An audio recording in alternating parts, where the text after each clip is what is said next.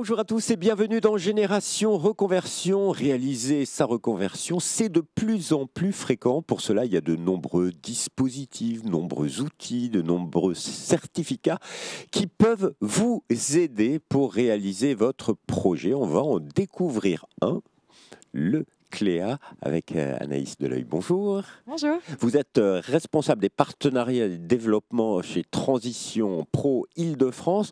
Alors vous êtes là pour nous faire découvrir un certificat Cléa. Qu'est-ce donc? Tout à fait. Alors Cléa, c'est une certification interprofessionnelle qui a été créée par les partenaires sociaux en 2015, donc bientôt 10 ans. Et elle est à destination d'un public peu ou pas qualifié.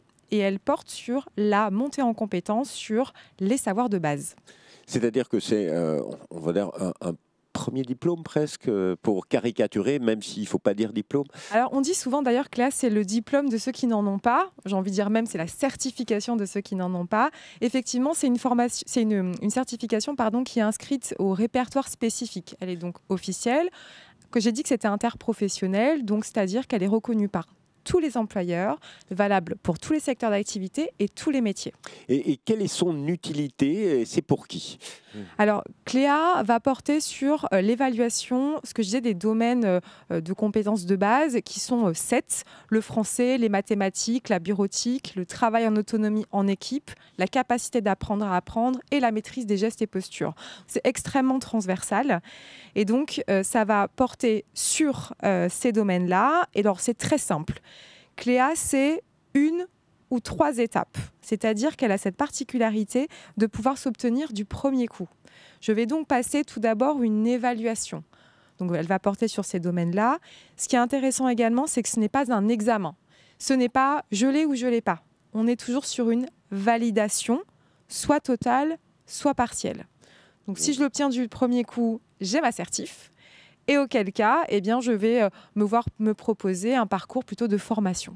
Voilà, c'est un premier pas pour des personnes qui n'ont absolument pas de diplôme pour rentrer dans des parcours de formation, pour se reconvertir dans un nouveau métier. C'est accessible à des travailleurs salariés comme des travailleurs en recherche d'emploi.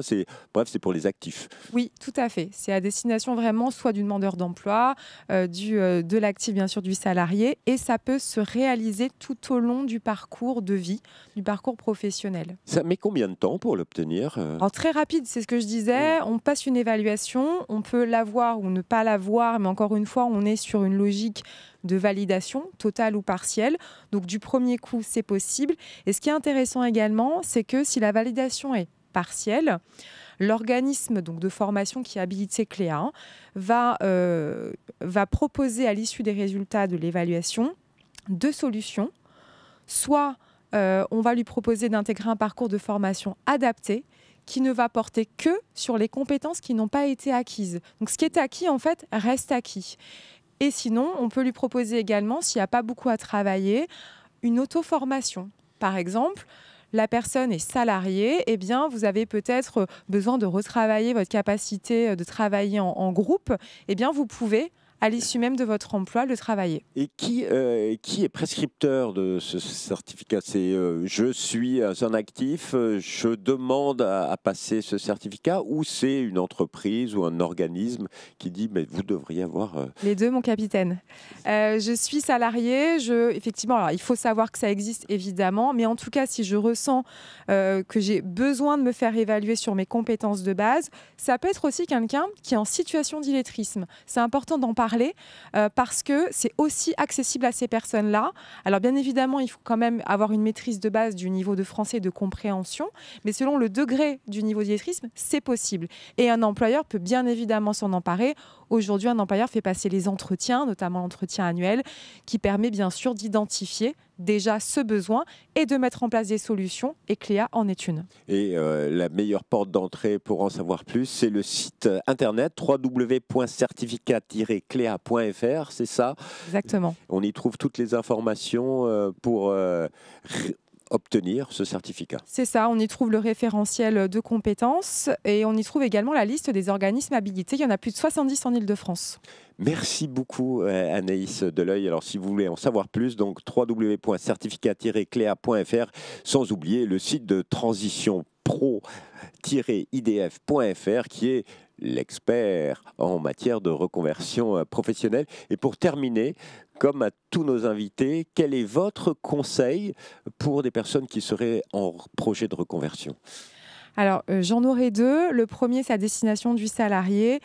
Cléa, on a mené une petite enquête au sein de Par Transition Pro Île-de-France et il y a un résultat qui est très intéressant, qui est très parlant, c'est que ça apporte de la fierté et du regain de confiance et ça donne aussi l'appétence pour la formation professionnelle. Donc ça met en confiance le bénéficiaire. Ah oui, je sais faire tout ça et je suis capable même d'aller plus loin. Et ce ne serait pas un conseil, ce serait un chiffre pour terminer que je donnerais aux employeurs.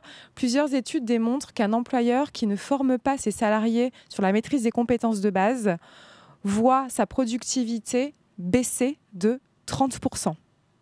Voilà. Ça fait réfléchir. Moins 30% sans formation de ses salariés. Messieurs les chefs d'entreprise, vous avez entendu toute l'utilité du certificat Cléa. Merci infiniment. Merci. Et quant à nous, on se retrouve bientôt pour une nouvelle émission Génération Reconversion. Au revoir.